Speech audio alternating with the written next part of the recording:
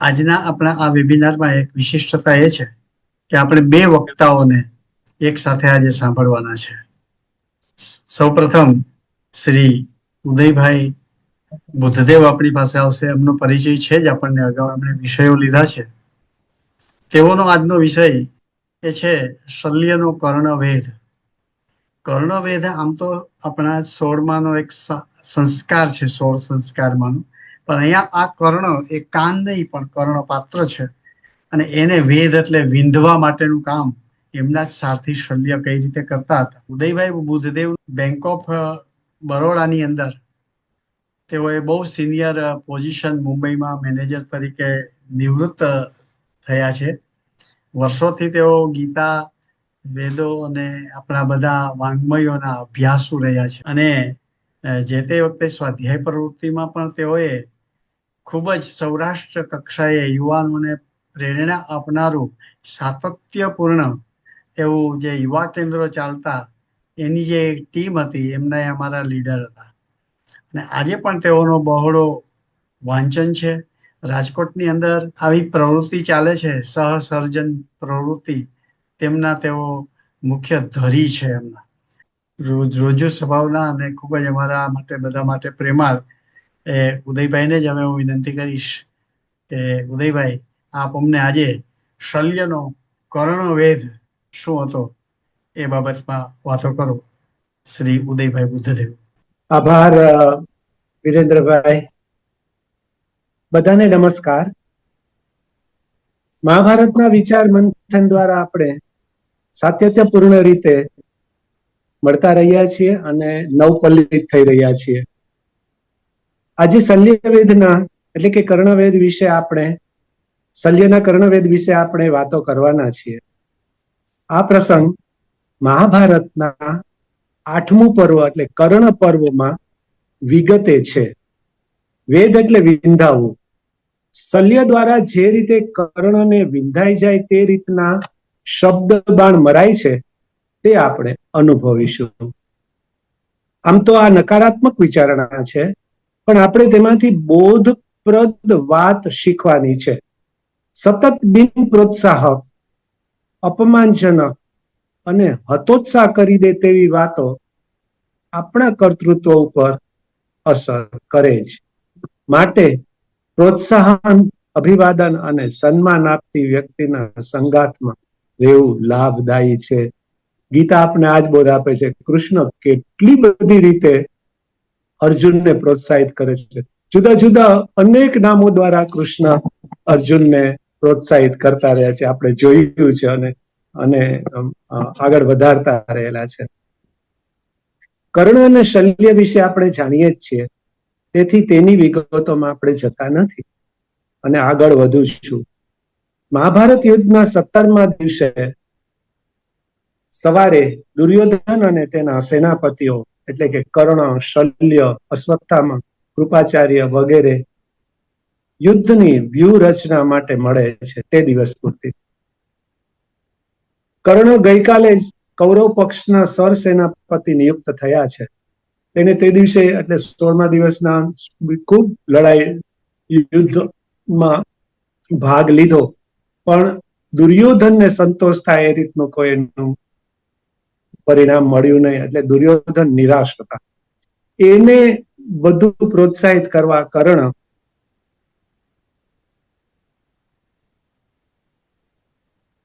દુર્યોધન પાસે જઈને કહે છે કે આજે કર્ણ નિર્ણાયક યુદ્ધ લડશે, એટલે પોતે નિર્ણાયક લડશે અને દુર્યોધનને પ્રસન્નતા થાય તેવું કરી બતાવશે. તેણે આ માટે પોતાની જે જરૂરિયાત હતી, આટલા મને રથ આપો, આટલા ભાથાઓ આપો, આટલું આપો, એ બધી વિગતે વાત કરી અને કહ્યું કે તમે મને સારથી તરીકે શલ્યને આપો. શ્રી કૃષ્ણ જેમ અર્જુનને કૃષ્ણનું સારથીપણું મળ્યું છે, તેથી તે બધે છવાઈ ગયા છે, તે રીતે મને જો શલ્યનું સારથીપણું મળે તો હું પણ યુદ્ધમાં અપેક્ષા મુજબ કાર્ય બતાવી શકું, પરિણામ બતાવી શકું. ઉદયભાઈ, હા, આપનું વોલ્યુમ જે વોઇસ છે ને સર, વોલ્યુમ થોડું સાઉન્ડ નું વધારશો? આનાથી વધી શકે એમ છે નહીં. અચ્છા અચ્છા, ઓકે ઓકે ઓકે. મેં કીધું કદાચ મોબાઈલમાં કે લેપટોપમાં વધી શકતું હોય તો એમ. ઓકે નથી ઓકે હવે. Okay okay. હજુ ના ના, મેં હાથમાં લઈ લીધો એટલે હવે નજીક રાખ. Okay, thank you. ઓકે દુર્યોધનને અપેક્ષા મુજબ પરિણામ જોતું હતું, તેથી એને તો આ કર્ણની વાતમાં વધુ જ લાગ્યું અને કર્ણને સારથી અને શલ્યને સારથી બનાવવા માટે તેણે શલ્યને મનાવવાનું શરૂ કર્યું.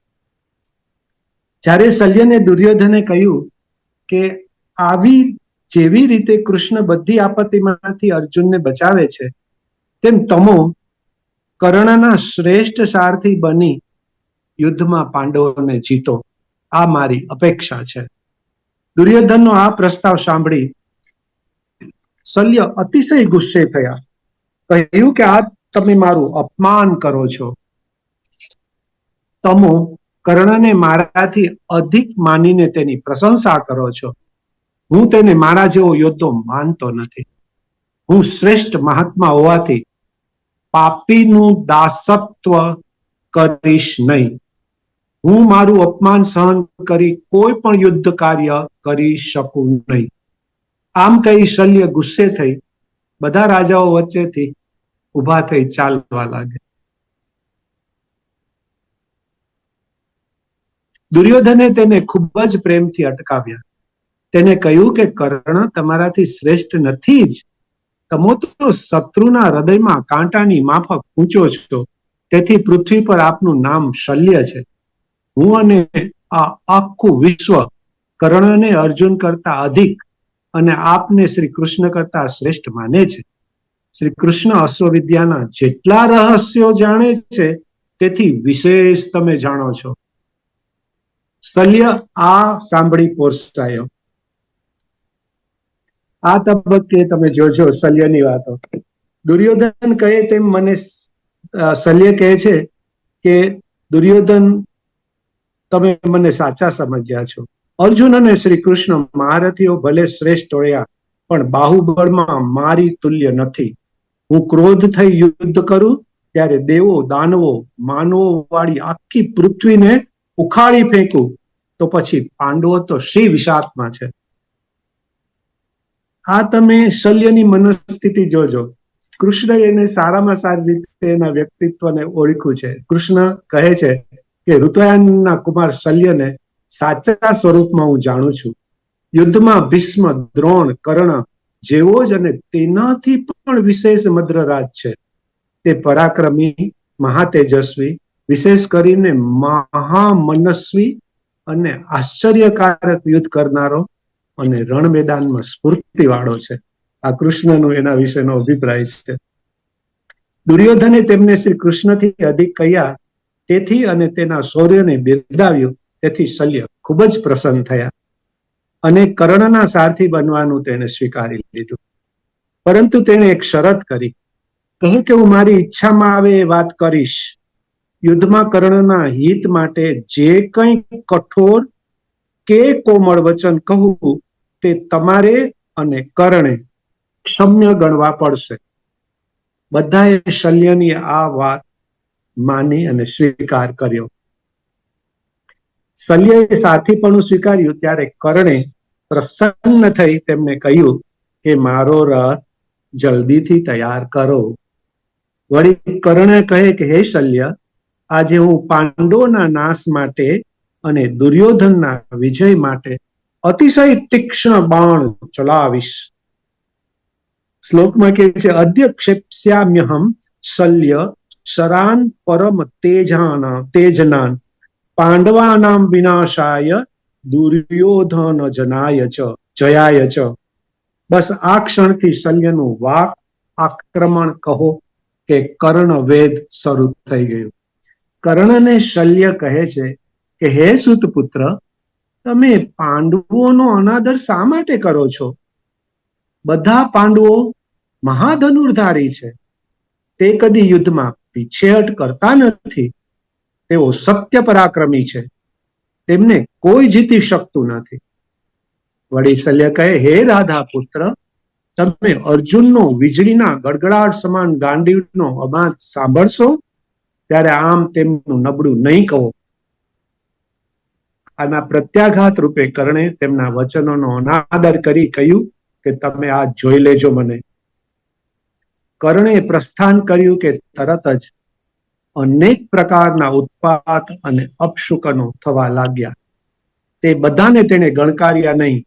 કર્ણે પોતાના રથ ઉપર બેસી પોતાની આત્મ પ્રશંસા અને ભીષ્મ અને દ્રોણની અપમાનકારક વાતો કરવા લાગ્યો. આજે આ મહાયુદ્ધમાં યમ, વરુણ, કુબેર અને ઇન્દ્ર પણ એક સાથે પોતાના સૈન્ય સાથે આવી અર્જુનની રક્ષા કરવા ઈચ્છે તો પણ હું તે સર્વ સહિત અર્જુનને જીતી લઈશ. પરાક્રમી મદ્રરાજ શલ્ય યુદ્ધના ઉત્સાહથી ભરેલા કર્ણના આ વચનો સાંભળી તેનો અનાદર અને ઉપહાસ કરી તેને રોકતા કહેવા લાગ્યા કે હે કર્ણ, હવે અટકી જા. તે ઘણો બકવાસ કર્યો. તે તારી શક્તિથી વધારે અયોગ્ય વાત કરી. ક્યાં તે પુરુષ સિંહ અર્જુન અને ક્યાં તું મૂર્ખ પ્રાણી. હવે બકવાસ બંધ કર. પેલા મને કહે કે મરુ પ્રદેશમાં ઘોષ યાત્રા વખતે ગંધર્વોએ દુર્યોધનનું હરણ કર્યું ત્યારે અનેક શત્રુને મારી અર્જુને સૂર્યના તેજ જેવા જળહળતા બાણો વડે દુર્યોધનને છોડાવે ત્યારે તું ક્યાં ગયો હતો યાદ છે? ગોહરણના પ્રસંગે વિરાટનગરમાં એકલા અર્જુને દ્રોણાચાર્ય, ભીષ્મ, અશ્વત્થામા સહિત તમને બધાને જીતી લીધા હતા. ત્યારે અર્જુન ઉપર વિજય કેમ મેળવ્યો નહીં? હે સુતપુત્ર, આજે તારા વધ માટે બીજું ઉત્તમ યુદ્ધ ઉપલબ્ધ થયું છે. તું શત્રુથી ડરી જઈ નાસી નહીં જાય તો યુદ્ધમાં અવશ્ય મૃત્યુ પામીશ. શલ્ય દ્વારા શત્રુની પ્રશંસા કરી કઠોર વચન કહેતા કર્ણે ગુસ્સે થઈ શલ્યને કહ્યું કે બસ બસ, બકવાસ શા માટે કરો છો? આજે મારું અર્જુન સાથે યુદ્ધ થવાનું છે. જો તે મને પરાજિત કરશે તો જ તમારા વચન સાર્થક થશે, અન્યથા આ બકવાસ છે. શલ્ય કહે જોઈશું ત્યારે. આગળ જતા કર્ણે દુર્યોધન આદિ સર્વને પ્રસન્ન કરવા બિનજરૂરી ડંફાસો મારી. એથી સૈન્ય તો પ્રસન્ન થયું, પણ શલ્યરાજે અટ્ટહાસ્ય કરી તેને કહ્યું કે તમે કરવા યોગ્ય અને નહીં કરવા યોગ્ય કાર્યને સમજતા જ નથી. તેનું કારણ તમારો કાળ આવી ગયો છે. જીવવાની ઈચ્છા વાળો કોણ માનવી આવા અસંબદ્ધ પ્રલાપો કરે અને અન્યને સંભળાવે? ગળામાં પથ્થર બાંધી જેવી રીતે માનવી બંને હાથ વડે સમુદ્ર તરવાની ઈચ્છા કરે તેવી તમારી ઈચ્છા છે. જો તમે તમારું કલ્યાણ ઈચ્છતા હો તો યોગ્ય વ્યૂહરચના કરી અનેક યોદ્ધાઓને સાથે રાખી સુરક્ષિત બની અર્જુન સાથે યુદ્ધ કરો. તમને જો જીવવાની ઈચ્છા હોય તો દુર્યોધનના હિત માટે મારા વચન પર વિશ્વાસ રાખો. કર્ણે ગુસ્સે થઈ પ્રત્યાઘાત આપતા કહ્યું કે મારા બાહુબળ ઉપર મને પૂર્ણ વિશ્વાસ રાખી હું અર્જુનને મળવા ઈચ્છું છું. તું અંદરથી દુશ્મન અને બહારથી મિત્ર બની મને ડરાવવા ઈચ્છે છે. તું મને પાછો વાળી શકીશ નહીં. વજ્ર ઉપાડેલ ઇન્દ્ર પણ મને ચલિત કરી શકશે નહીં. તો માનવીની તો વાત જ સી. કર્ણના વચન સાંભળી શલ્યે તેને ખૂબ જ ગુસ્સે કરવાના હેતુથી ફરી કહ્યું કે જ્યારે મહાબાહુ અર્જુન તેના હસ્તકૌશલ્ય વાળા તીક્ષ્ણ ધાર વાળા કંકણયુક્ત બાણ તારી તરફ છોડશે ત્યારે તને અર્જુનના મિલનનો પશ્ચાતાપ થશે. જે રીતે નાનો સાપ મહાતેજસ્વી ગરુડને પોતાના વિનાશ માટે બોલાવે તે રીતે તું અર્જુનને તારા નાશ માટે આમંત્રણ આપી રહ્યો છે. જેવી રીતે સિંહને જોયા સિવાય વનમાં સસલા સાથે રહેતું શિયાળ પોતાને સિંહ માને તેવી રીતે કૌરવોની વચ્ચે તું ગર્જના કરે છે. તું હંમેશા શિયાળ અને અર્જુન હંમેશા સિંહ છે. તું વીરનો દ્વેષ કરે છે. જેવી રીતે અસત્ય અને સત્ય, ઝેર અને અમૃત છે તેમ તું અને અર્જુન પણ પોતાના કર્મોથી પ્રસિદ્ધ છો. યથાનૃતમ ચ સત્યં ચ યથા તાપી વિષામૃતે તથા ત્વમપી પાર્થશ્ચ પ્રખ્યાતાવાત્મ કર્મભી. આવા અનેક પીડાદાયક વચનો કર્ણને સંભળાવે છે. ત્યારે કર્ણ અતિશય ગુસ્સે થઈ તેને કહે છે કે હે શલ્ય, તું હંમેશા ગુણહીન છો. તું ગુણવાળાને કેમ ઓળખી શકે? મહાત્મા અર્જુનના અસ્ત્ર, ક્રોધ, બળ, ધનુષ્ય બાણને હું ઉત્તમ રીતે જાણું છું. હું જાણતો નથી. કર્ણ કે જો આ મારું એક બાણ તું જોઈ લે. કર્ણ કહે છે કે હે શલ્ય, જો આ મારું એક બાણ હંમેશા રુધિરપાન કરે છે, એકલું એક ભાથામાં રહે છે. તે સર્પમય વિષયુક્ત બાણ અનેક વર્ષો સુધી ચંદનના ચૂર્ણમાં રાખી પૂજાય છે. તે સર્વનો નાશ કરી શકે છે. તેને હું શ્રી કૃષ્ણ અને અર્જુન સિવાય અન્ય કોઈ ઉપર છોડીશ નહીં. તેનાથી હું આજે તે બંને સામે લડીશ અને તેઓને મારાથી મરાયેલા તું જોઈશ. હે શલ્ય, તું મૂર્ખ સ્વભાવનો અને દુષ્ટ છે, તેથી ભયભીત બની મને ગભરાવે છે. હે દુષ્ટ દેશના અધમ ક્ષત્રિય, તું મારો મિત્ર છે, છતાં શત્રુ બની મને શ્રી કૃષ્ણ અને અર્જુનથી ડરાવે છે. તું ચૂપ રહે. હું એકલો હજારો કૃષ્ણ અને સેંકડો અર્જુનને મારી શકું તેમ છું. જો એની શેખી. મેં સાંભળ્યું છે કે મદ્ર દેશના માનવી હંમેશા દુષ્ટ, અસત્યવાદી અને કુટિલ હોય છે. હે પાપી દેશમાં જન્મેલા શલ્ય, અને પાંડવોએ મારું રહસ્ય જાણવા માટે રાખ્યો લાગે છે. તું શત્રુની માફક મારી સાથે વર્તન કરે છે. હે મદ્રક, મિત્ર દુર્યોધન અને રાજા ધૃતરાષ્ટ્રના હિત માટે, મારી બદનામી ન થાય તે માટે, અને તને ક્ષમા આપવાનું વચન આપ્યું છે તે આ 3 કારણથી તું જીવતો રહ્યો છે. હવે ફરીથી આવા કડવા વચન કહીશ તો હું મારી આ વજ્ર સમાન ગદાથી તારું મસ્તક તોડી નાખીશ. યુદ્ધની પ્રશંસા કરનાર અધિરથ પુત્ર કર્ણના આવા વચન સાંભળી ને શલ્યે તેને કહ્યું કે તું મદ્યપાન કરી ઉન્મત્ત બની ગયો છો, તેથી હું મિત્ર ભાવે તારી ચિકિત્સા કરું છું. હું આ રથીનો સારથી બની એક કુટુંબી બન્યો છું, તેથી શુકન, યુદ્ધ, અસ્ત્રનો પ્રયોગ આ બધી બાબતોનું મારે જ્ઞાન રાખવું પડે. તેથી હું તને દ્રષ્ટાંત રૂપે કાગડા અને હંસનો ઇતિહાસ કહું છું. આમ કહીને શલ્ય છે એ કર્ણને કાગડા, અભિમાની કાગડાની ને હંસની સરસ વાત કરે છે, આપણે જાણેલી છે. જેવી રીતે વણિક કુળમાં બધાનું ઉચ્છિષ્ટ ખાઈ કાગડો મોટો થયો હતો, એવી રીતે ધૃતરાષ્ટ્રના પુત્રોએ તને એઠું ખવડાવી પાડ્યો છે, તેમાં શક નથી. હે કર્ણ, આથી તું મારા જેવા અને તારાથી માન કરે છે.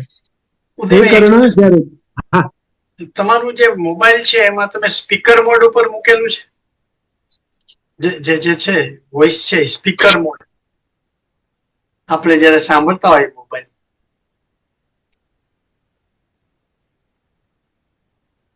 એકચ્યુઅલી ત્યાંનું નેટવર્ક નબળું લાગે છે. અહીંયા તો મને બહુ પાવરફુલ સંભળાય છે. સંભળાય છે, અહીંયા પણ સંભળાય છે. બરાબર, બધાને સંભળાય છે. ઓકે ઓકે, બેન તો કાશ્મીરા બેન ને થોડું નેટવર્ક નબળું હશે. ગોલ બધાને સંભળાય છે. સંભળાય છે. અમારે તો ધીમું કરવું પડે છે. ઓકે ઓકે ઓકે છે. સંભળાય છે. Go ahead. ચાલશે. હે કર્ણ, જ્યારે દ્વૈતવનમાં ગાંધર્વો સાથે યુદ્ધ થયું ત્યારે બધા કૌરવોને છોડી સૌ પ્રથમ તું યુદ્ધમાંથી નાસી ગયો હતો. હે કર્ણ, પરશુરામે પણ રાજસભામાં અર્જુન અને શ્રી કૃષ્ણના પુરાતન પરાક્રમોનું વર્ણન કર્યું ત્યારે તું ત્યાં હતો. જ્યારે ભીષ્મ અને દ્રોણાચાર્ય બધા રાજાઓ સમક્ષ કહ્યું કે શ્રી કૃષ્ણ અને અર્જુન બંને અવધ્ય છે, ત્યારે તે તેમનું વચન સાંભળ્યું હતું. હે સુતપુત્ર, શ્રી કૃષ્ણ અને અર્જુન મનુષ્યમાં સિંહ સમાન છે, તું માનવીમાં પતંગિયા સમાન છો. આ સમજી તેઓની નિંદા કર નહીં અને વધારે બકવાસ કરવાનું બંધ કર. મદ્રરાજના અપ્રિય વચન સાંભળી નાખુશ થઈ કર્ણએ કહ્યું કે શ્રી કૃષ્ણ અને અર્જુન કેવા છે તે હું સારી રીતે જાણું છું. તું તેમને જાણતો નથી. માત્ર પરશુરામ દ્વારા મને એક શાપ મળ્યો છે, તે આજે મને ત્રસ્ત કરે છે. આમ કહો, પરશુરામ સાથેની આમ કહી એને પરશુરામ સાથેની બનેલી ઘટના વર્ણવી. ત્યારબાદ કર્ણ કહે છે કે બળવાન, પ્રહાર કરવામાં કુશળ, તોડફોડ કરનાર, ઉગ્રવાયુ સમાન, પરાક્રમી, અનાસક્ત, યુદ્ધમાં હંમેશા શ્રેષ્ઠ, જગતના બધા ધનુર્ધારીઓમાં શ્રેષ્ઠ અર્જુન સાથે હું હિમાલય પર્વત સમાન સ્થિર રહી યુદ્ધ કરીશ. ફરી શલ્યને ગુસ્સામાં કહે કે હે પાપી, તું મારું અપ્રિય કરનાર, નિષ્ઠુર અને નીચ છો. હું ક્ષમાવાન છું, તું ક્ષમાવાન નહીં હોવાથી હંમેશા મારી નિંદા કરે છે. તારા જેવા 100 માનવીને મારી શકું છું, પરંતુ દેશકાળ અને પરિસ્થિતિનો વિચાર કરી બધું સહન કરી લઉં છું. તું કપટ બુદ્ધિ વાળો છો અને મિત્ર દ્વેષી હોવાથી મેં તને મારી નાખ્યો જો, પરંતુ 7 ડગલા સાથે ચાલવાથી મૈત્રી થાય છે, તેમ જ્ઞાનીજનો કહી ગયા છે. સપ્તપદમ હિ મિત્રમ. હે શલ્ય, સાંભળ. કર્ણ કહે છે, જે સ્નેહ, આનંદ, પ્રિય કરવું, રક્ષણ કરવું, આનંદ આપવો, આ બધા કાર્ય કરે છે તે મિત્ર કહેવાય છે. આ બધા ગુણ મારામાં છે.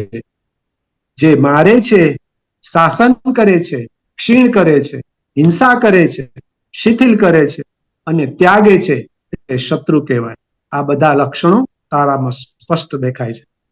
ફરી સ્પષ્ટતા કરતા કર્ણએ શલ્યને કહ્યું કે શ્રી કૃષ્ણ અને અર્જુનથી મને કોઈ ભય નથી, માત્ર ભય છે એક બ્રાહ્મણના શાપનો.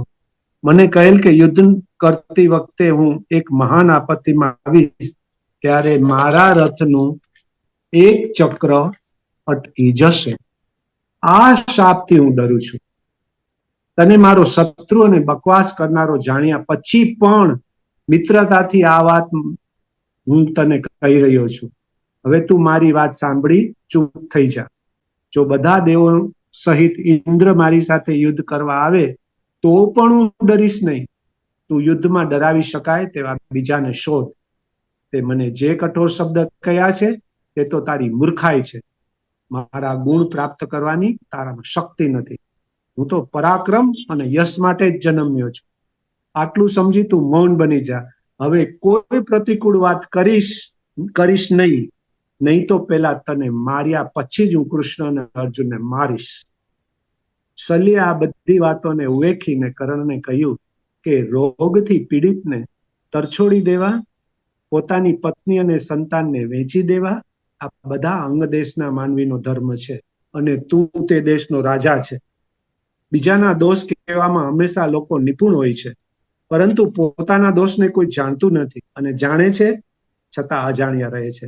પરવાચ્યેષુ નિપુણ સર્વો ભવતિ સર્વદા, આત્મવાચ્યમ ન જાનીતે જાનન્નામી વિમુહ્યતિ. કર્ણે કોઈ જવાબ આપ્યો નહીં. તે બોલતો બંધ થઈ ગયો અને શલ્યે પણ શત્રુના સૈન્ય માફક સૈન્ય તરફ પોતાનું મુખ ફેરવ્યું. ત્યારે રાધા પુત્ર કર્ણે હસીને શલ્યને કહ્યું કે હવે રથ હાંકો, બહુ થયું, હાવ રાખો. અહીં બંનેનું વાકયુદ્ધ વિરમે છે. કર્ણનો શલ્યવેદ વિરામ લે છે. આ બધી જ વિગતો શ્રી દિનકર જોશી સંપાદિત મહાભારતના કર્ણ પર્વ ભાગ 8 ગ્રંથમાંથી સાભાર સંકલિત કરી. આ પ્રસંગ કથન રજૂ કરવાની તક આપવા માટે મહાભારત ગ્રુપના આયોજકોનો હું આભારી છું. અસ્તુ. બંનેની વચ્ચે જે કક્ષાનું વાકયુદ્ધ થયું છે, એટલે શરત રાખી હતી કે એકબીજાને સહન કરી લેશે, તે સહન કરી શક્યા નથી. બીજું કે શલ્યએ જે પોતે ભૂલથી કૌરવ પક્ષે જવું પડ્યું છે અને પછી યુધિષ્ઠિરને જે વચન આપ્યું હતું કે જરૂર પડે એમને જે રીતની મદદ જોઈશે તે એ કરશે. હિતકારક રહીશ.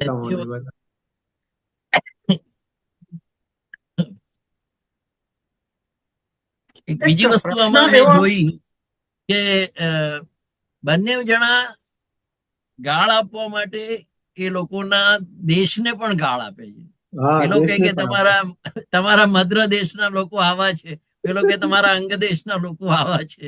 બહુ જ ઘણું ઘણું કીધું છે. મેં એમાં થોડુંક જ લીધું છે, બહુ જ છે ડિટેલમાં. હું પણ એ જ વાંચતો હતો 2 હા, બસ દિવસથી. એ જ છે. હા હા હા. હા. અન્ય કોઈને કઈ કહેવાનું છે?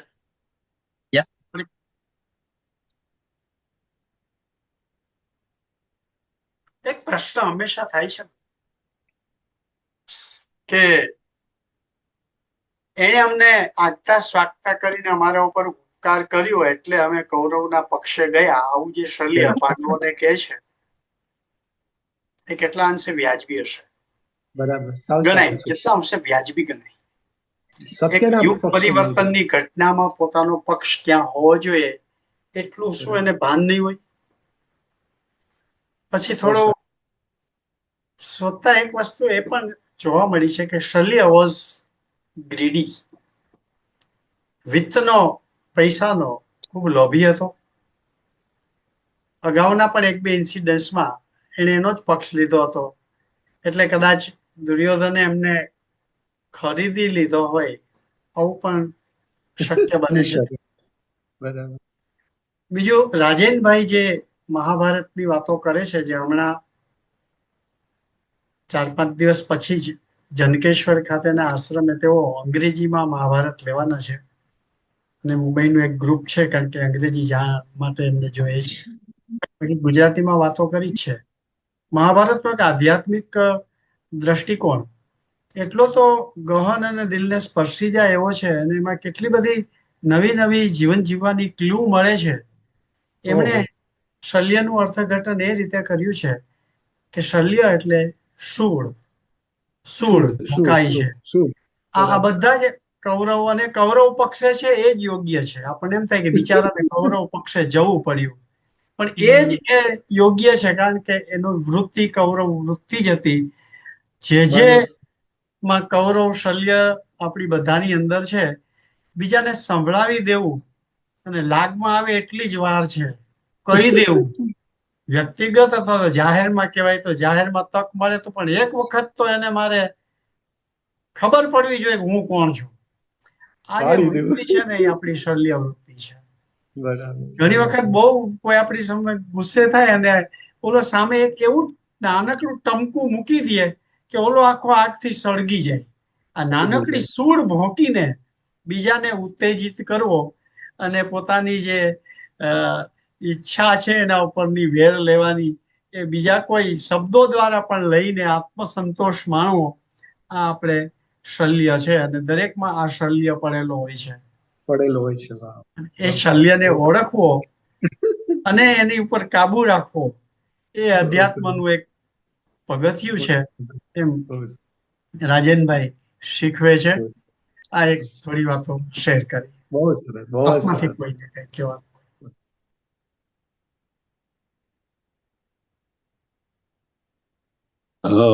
નમો નમઃ. જી વિરેન્દ્રભાઈ. જી જી દિનેશભાઈ. હા, એવું છે કે એટલે this is my own personal opinion. મને એવું લાગે છે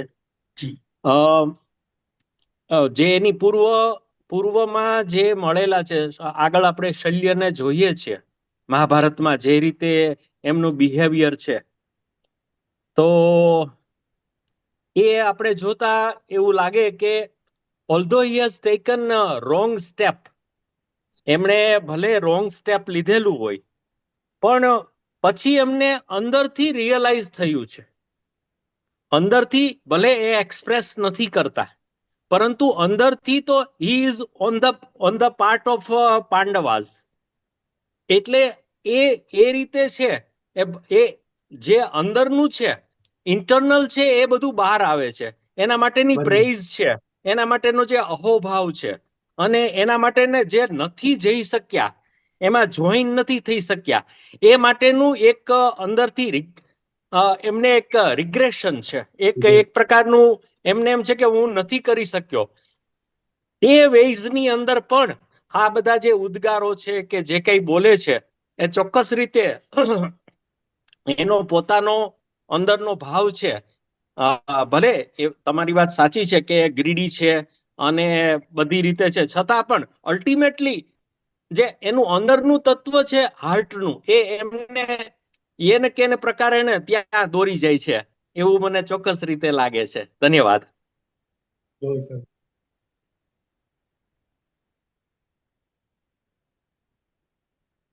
યુદ્ધની સ્ટ્રેટેજીઝમાં મને એમ લાગે છે કે our man on the other side, આ જે ભાવ હોય એને આજની ભાષામાં કહીએ તો સ્પાય કહેવાય, પણ અહીંયા તો બહુ પ્રકટ રૂપે એ નકુળ સહદેવના મામા હોવા છતાં સામે પક્ષે ગયા છે.